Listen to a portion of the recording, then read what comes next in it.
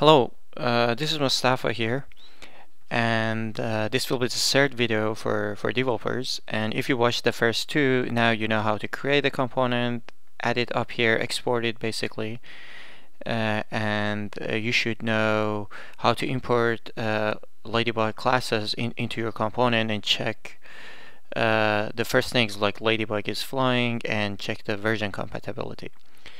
So now what I'm going to do, if you remember from the last video, we were creating this component that takes an EPW file in and outputs the cloudiness values. I came up to here, I imported the Ladybug preparation, but before doing anything here, I want to check and make sure my EPW file is a valid EPW file. So check EPW file. So there are two things I usually check. One, you check and make sure the file already is there, exists. So you can use OS library. So I just go up here and import OS. Right. So I can say OS path is path that is dir, or here is file. So what it does, it basically takes a file path and checks if the file is there. So now my file is EPW file, and hopefully you're not getting confused that okay, this was underline EPW file, but here in this function it called EPW file. So again, I check, and I usually do it this way. I say if not this thing, because then I can return. I can say okay, this didn't work, so now the warning is I mean, what is the shortest thing I can write right now? Like wrong EPW file. But usually you want to give a better kind of, and I'll do it here actually, don't say to people do something that you don't do. Okay, EPW file add, and then you can add the address, or I can say EPW file add this address doesn't exist. Right, so now if I have an EPW file which is a wrong EPW file, it should show up this warning. And to show this warning again, because we want to do multiple warnings here, I go ahead and just create this thing up here, and I can then remove all this and just type. So I print the warning first, because some of the users are more used to checking the outputs, but sometimes we remove this output for print, so you can't really see the print. Sorry, you can't really see the print, but you need to give a warning, and to give a warning on top of the component, so I do gh environment. And I think I didn't really show you what this warning means, so this is a good time to show it. Add run message, run time, and then it asks, as you can see here, it asks for the level, and the level we already defined it as warning, which is the W, and then I typed it here, warning.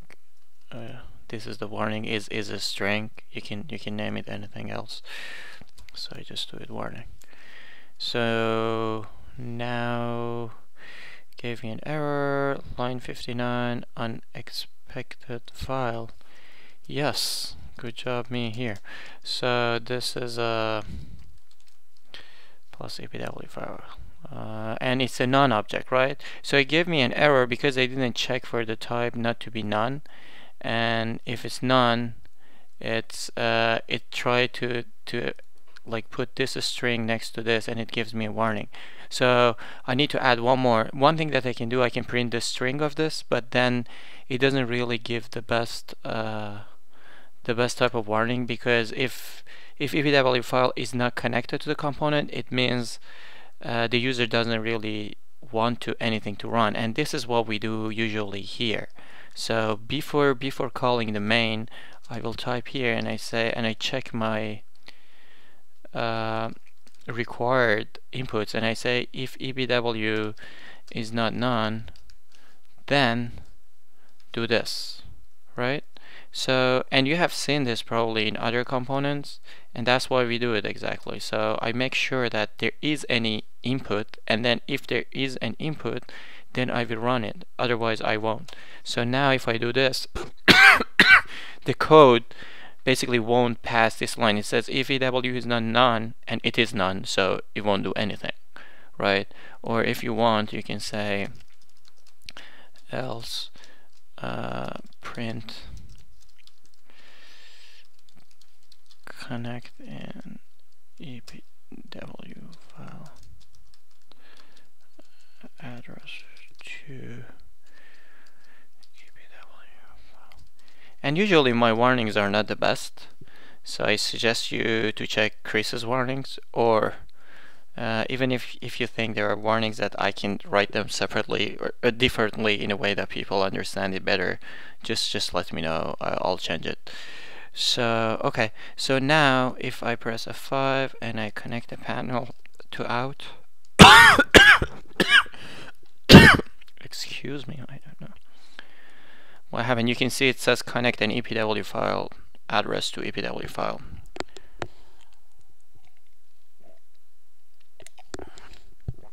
Okay, hopefully this helped. Now let me go ahead and connect an EPW file address, and just to check this, my check is working, I will connect the wrong one. So I just go ahead and I can get rid of this so I have more space. So I go ahead and do C / Ladybug / fake.epw.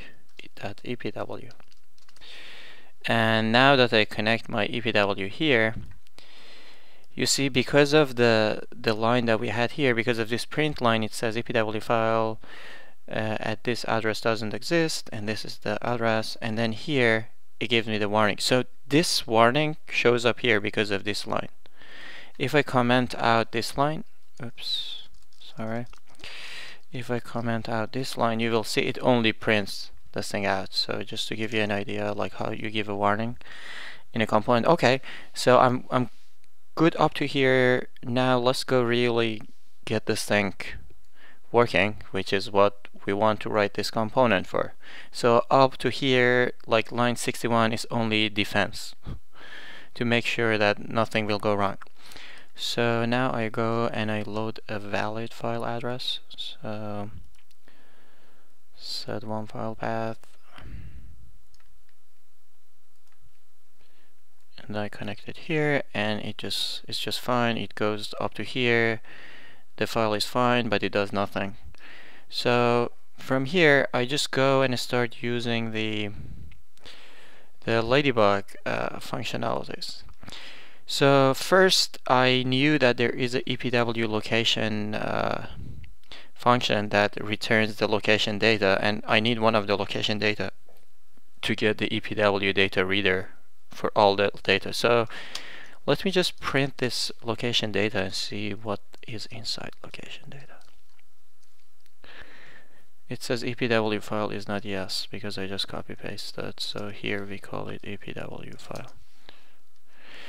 Okay, I printed it, so it returns a tuple, and you can see that has, so let me import pprint, so it prints it, prettier pprint,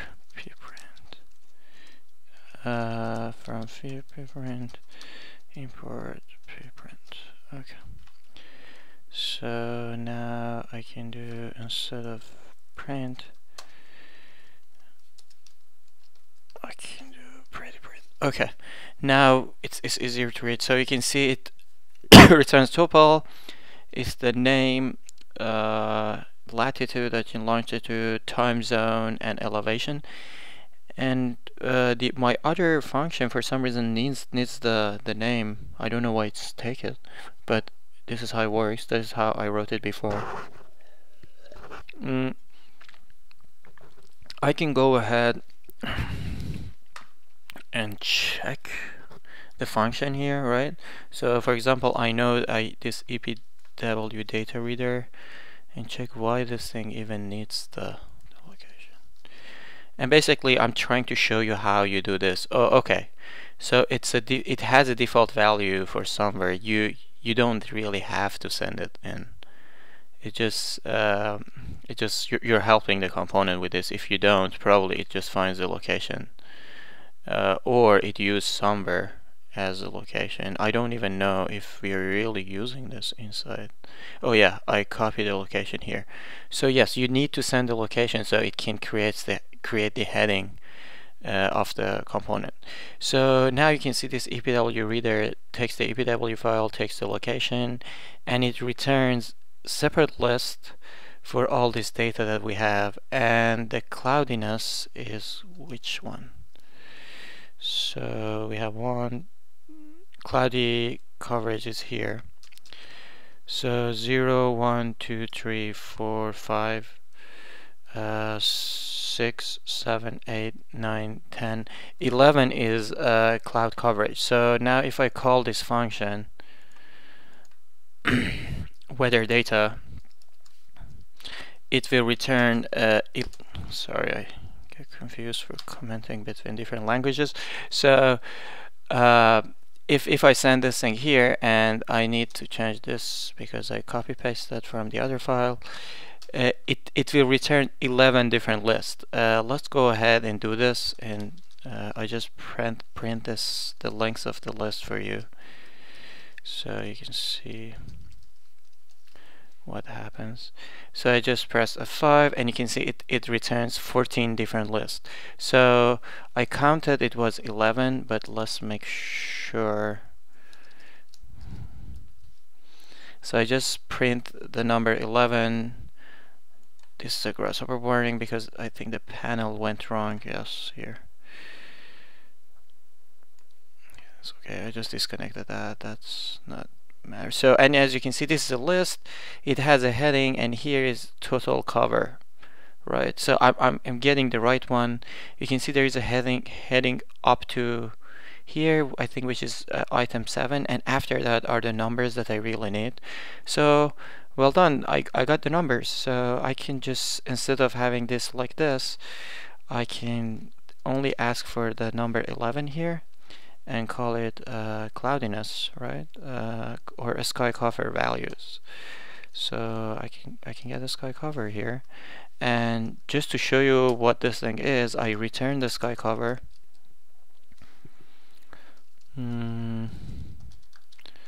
Return sky cover, and you can see I forgot something here, which is returning -1. Because if it goes wrong, I want the component down here to know this went wrong, so it doesn't assign the output to my output. So now if I run it again, F5, I pressed F5, it will come here, it will read the EPW location data, it will read the data, and I asked just for the item 11. So this function was returning 14 different lists, and I knew the list 12, which is the index 11, is the sky cover. So I returned the sky cover here, and now I output it as cloudiness here. So if my component was supposed only to give me the values for cloudiness, I was actually done. But as I said, we want to do a little bit more, and I want to get these values. I want to divide them by 100 because I want to give a percentage. That's what I said. This is a fraction for total sky cover between 1 to 100. What you can do is, if you want to do it in a clean way, is you can start and find the items in a sky cover, and instead of calling all the items, you can say start from the item 7. So it goes here and it starts from item 7, and it can change the values for you, right? Or you can just use try exception. So what I'm trying to do is just like not to divide the values by these values by 100, because I don't want to divide them by 100. They shouldn't be divided by 100. There are different ways of doing it. You can check for the index here. You can say for sky cover, so you can say like I and item, or I can call it count, and item, and enumerate. So now it returns a count, and then I can say here if count is less than 7. So first let me make a new empty list, and I can append, if it is less than 7, I just append the item whatever it is, and if it's not,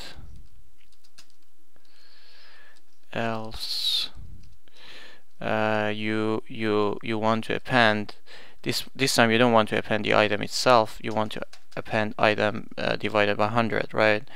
And here I want to return cloudiness. Let's try it and see if everything is right. What happened? I did the cloudiness, it's null, it's returning null, and let's see what I'm doing wrong. So I said for item in enumerate a sky cover, if count is less than 7, cloudiness is the item. Well, let's do this. Let's print cloudiness here before returning it. So cloudiness is 9. So let's see if it ever gets here. So for count and item sky cover, let's see, print the sky cover. Let's see even if I have a sky cover. Assert false. Okay, a sky cover is fine. Then if a sky cover is fine, here I should have something gets appended. So let's check. If count is smaller than 7, print count and assert false. Probably now you can see what mistake I made and you're laughing at me, but oops. Yes, you have to. Okay, I had an extra S and I had an extra, but I did an extra S everywhere, and okay, but here I wasn't returning the right one. And here's the happiness. I think at some point I had it as a list or something. It should give me a like an error here, but it's a bug that probably at some point I had cloudiness in the environment of this component, and the component, when I rerun this, it doesn't really clean that up, which it should, so it doesn't give me a warning or an error message actually. Okay, that's fine. So that was my mistake. I just basically fixed that. So now cloudiness append item, and if it is more than 7, it does divided by 100. So okay, let's try it again. Here we go. Now I have it as a percentage, 9%, 0.1. Wait a second.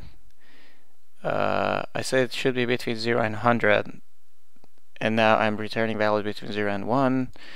Good job. So I want it to be multiplied by 100. So the multiply by 10. The initial values were between 0 and 10, and I want to be between 0 and 100. Okay, sorry. So here we go. So now it's a percentage value between 90 and 100, and it looks everything is fine, but actually there is something that I didn't check in the code, and I didn't do it intentionally, just because I want to make sure that you guys also know that this is what happens to many people. Like there is a part, like it's not only defense about your inputs, but you need to double check your values too inside your code, which is usually, especially when we have new developers, they don't check that, and that can cause some issues. One of the things is, if I bring this component, you will see that it was something more than just between 1 to 10, but it says missing value is 99 at the end. So you may get 99, which means the values are missing. So what you want to do here is, inside this code, before I get started with anything else, I want to make sure that if all my values are 99, it means there is a missing value, and I want to give a warning to the user and say this file doesn't have any basically any values for cloud coverage. So before doing anything here, I need to do check the values. So now here I come and say if a sky cover, and I check the first item after the heading, which is item 7, and I say if it is 99, then and let me bring this thing here. If it is 99, I want to make sure that I give a good warning to the user, and again I can just copy paste this thing here. I can say this EPW file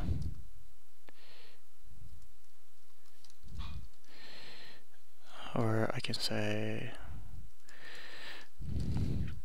cloud data is missing from this EPW file, and then it will print the warning. It will give a warning on the component, and it will return -1. So now I make sure that not only the component works fine, but if in case I have a component that has missing values, it's not gonna return here 990 for everything, like as the output.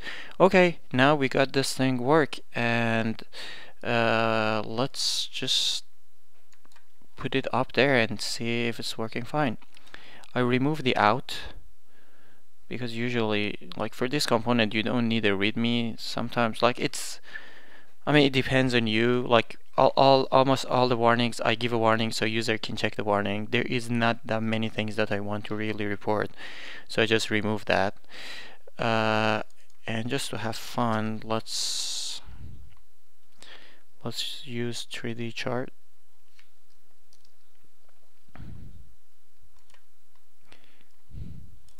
So you can see the result of your work visually.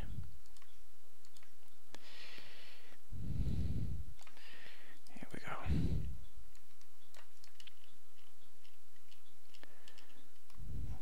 Woohoo! So these are the values of cloudiness percentages for Denver, I think it was, right? Yes, Denver. As you can see. So okay, you got the data and you can plot it and all that stuff. Cool. It's all working apparently, and now the last step is exactly the same actually as what we did before. Again, I need this export component. I just connect my component to here as a component, like set to false, and as soon as I set it to true, it will export that. It's already here. Ladybug, cloudiness, get cloudiness. I can just drag and drop it, and because I have the right address to my GitHub, if I think I close my GitHub so you can't see it, but